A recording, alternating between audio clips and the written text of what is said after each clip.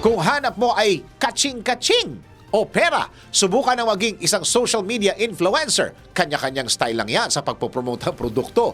Instant money na agad-agad. Alamin ang diskarte sa Rocket. Alamin ang mga bagong paraan kung paano kumita sa panahon ngayon. Nang legal ha, eto na ang Rocket. Isa ka rin ba sa mga nag-iisip ng mga pwedeng pagkakitaan? Kung mahilig kang mag-post ng pictures at videos, subukan ang pagiging social media influencer.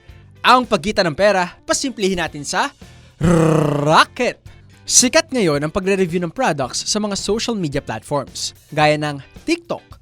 Magvi-video ka lang, pagkatapos kapag nag-viral o kaya bumenta ang iyong video, posible kang mapadalhan ng mga PR packages ng iba't ibang business owners at maging ambassador ng kanilang produkto. All you have to do is download and register Party Post app. Ang catch, ikaw ang didiskarte upang makakuha ng atensyon at makabenta sa iyong viewers. Kung baga, mapapabudol is real talaga sila sa iyong video. Ang kikitain mo ay nakadepende sa post mo. And usually, kikita ka ng 1,500 pesos per post. Kaya kung may free time ka, itry mo na. Sabi nga 'di ba, hindi napupulot ang pera.